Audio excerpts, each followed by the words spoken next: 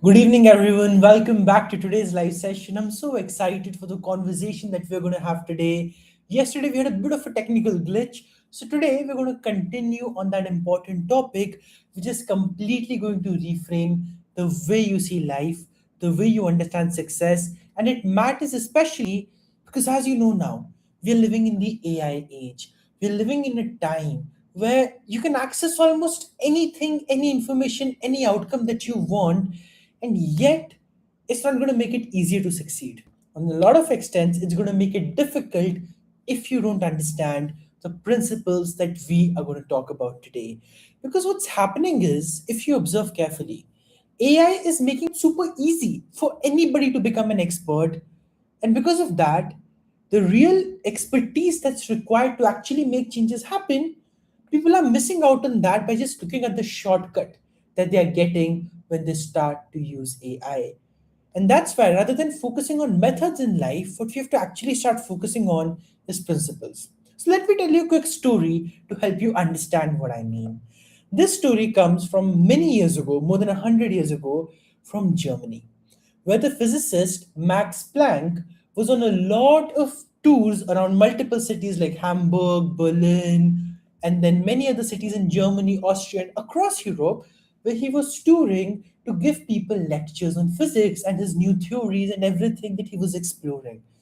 Now, back then, there was no TV, there were no shows, there was no Netflix or YouTube. So, the best way for people to get to know new things was by going to events like this. And Max Planck had become quite a popular person over there. So, here's what happened one day. The person, the chauffeur who was accompanying Max Planck, would be there in all the lectures. He'd listen to Max Planck speak, and he'd listen to that so many times that even though physics can get very boring, that chauffeur had memorized the lecture verbatim, word by word. The chauffeur knew the lecture inside and out. And so one day, while they were driving to another city, there was a conversation that was going on between the chauffeur and Max Planck. So the chauffeur said, probably in German, but I'm translating this in English for you, Sir, I've been doing so many of your lectures. I know all of it by now. What if we run an experiment? What if at one of the lectures I go and show up as the professor and I just give the lecture, and what if people don't even notice? Max Planck, being a bit of an amusing kind, was like, well, let's try it out, right? Let's see what happens. So Max Planck was all game for it. He was like, okay, I'm going to let you do that. So they arrive in a city, probably Hamburg, I'm not sure, but yeah, probably it was Hamburg. There's a new lecture that they want to deliver on the whole physics that Max Planck is going to explain. The crowd is ready. People are ready. And the chauffeur, positioning himself as Max Planck, actually walks up on stage. And now, nobody in the audience notices this because, as the chauffeur said, verbatim, word by word, he knew the whole script. He knew the whole lecture. And by the end of the lecture, there was applause. There was a standing ovation. People loved it. They were like, wow, this is so amazing. The chauffeur felt amazing too. I just pulled off the prank of being Max Planck. What are you talking about? That's so crazy. The chauffeur felt amazing about that. And then, well, then came the trouble. Somebody in the audience had a question. Now the chauffeur's thinking, oh, well, this isn't what I'd prepared for. What do I do now? But again, if he's Max Planck, he can't even show panic on his face, right? So here's what he did. The person asked a question, and the chauffeur had absolutely no idea what the question even is about. Because what did the chauffeur know? Only the script of the lecture, not even why it is the way it is, right? But the chauffeur was at least street smart. So here's what he did. All solemn, all calm, not a single sign of frustration on his face, and he said, well, sir, thank you for your question. In fact, this question is so important and yet so basic that I'm going to actually let my chauffeur answer this question for you rather than me answering it. And then positioning as the chauffeur Actually, Max Planck walked on stage to answer the question while this man ran off. So if you think about it, he managed the situation kind of pretty well. He said, okay, fine, I'm going to do this. But that is the real test of your ability to deliver something. That is the real test of your ability to show up and shine bright, because you can keep an act long, but for how long will you keep the act going? Not forever. Not especially when your principles are tested. So that's why, you know what AI is making of all of us right now? If you're not using it smartly enough, it's making us into the chauffeur who knows the lecture by heart but has no idea how the physics even works. Because the moment somebody asks us a question, rather than even thinking, our mind's already rushing to ChatGPT. Our mind's already rushing to all these AI tools. And again, I'm not saying these are bad, but what I'm saying is the power lies not in these externalities. The power lies in your principles. And even if you show up as a chauffeur over there and not as Max Planck, you can answer some of the most complex and tough questions that you may have had to ever face. That comes from mastery, that comes from principles. And the whole reason I told you that story is to help you realize no matter how well crafted your thoughts are, no matter how articulate you are, no matter how well trained your chat GPT or your AI is, if you don't have the knowledge within, nothing, and I mean nothing, can help you. So there's this beautiful quote that I like, which reveals to us the strengths that principles truly hold. Again, it comes from the work of Harrington Emerson. I think it's in the early 20th century when he said this, and the quote goes like this. I want you to listen to this very carefully, okay?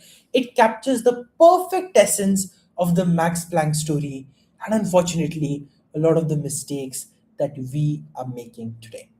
So here's the quote. As to methods, there may be a million and then some, but principles are a few. The man who masters principles can successfully select his own methods. The man who masters methods, ignoring principles, is sure to have trouble. 100 years ago, this was true. Today, it is true. Tomorrow, 50 years down the line, 100 years down the line, whatever AI does, whatever technology does, this fact is not going to change. And so you better get up to speed with it, or you let it go. So that's what I mean when I say there's power in principles. That's what I mean, that if you're just working on the surface level, you're going to get stuck. So please, when you're focusing on mastering something, when you're focusing on creating your life's work, understand the fundamental principles. Without that, you're lost.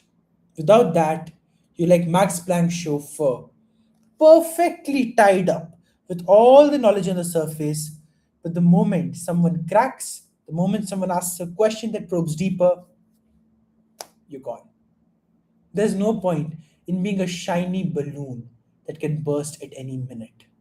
But if you can put in the work, if you can master the principles to truly understand what you are doing, why you are doing, how you are doing, and where it is leading you, well, then honestly, there is no stopping you. The reason I'm able to build my business today, the reason I'm able to come up here and talk to you is because I don't go to Chat GPT before to tell me what to talk. All of this is coming from my years of experience, study, work, and input. And that's why, if you don't want the output, if you don't want the result, then let it be. But if you want the result, if you're really, really, really wanting it, then be willing to want and crave and desire the process as well. Because if you don't desire the process, you'll get the shiny object, you'll get the recognition, you'll get the validation, you'll get the spotlight. But the moment the spotlight is off, you're nothing. And trust me, that's a feeling you don't want to face. So, what's it going to be for you?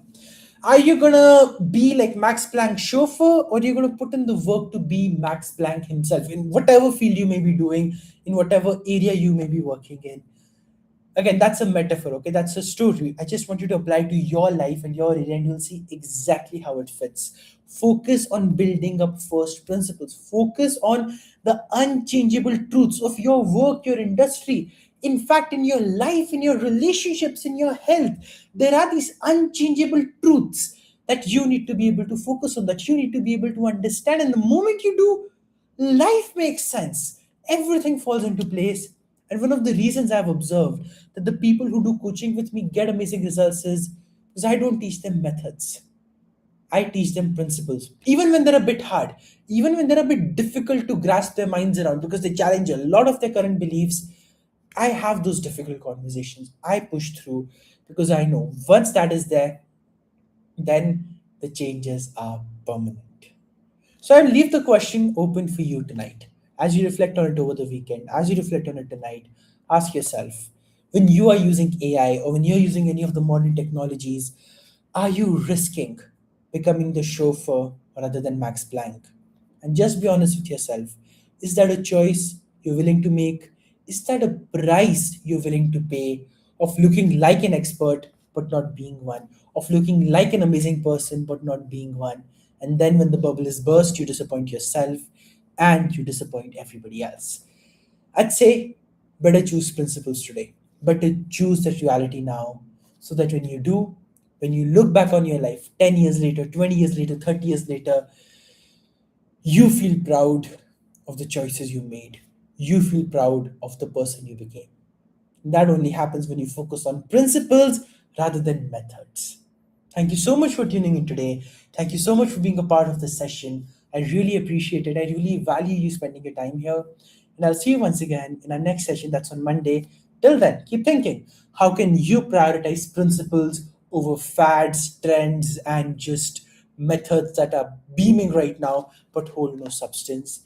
If you can cut out that noise and focus on what matters, you, my friend, are on the journey of becoming exceptional, extraordinary, and an expert everyone looks up to.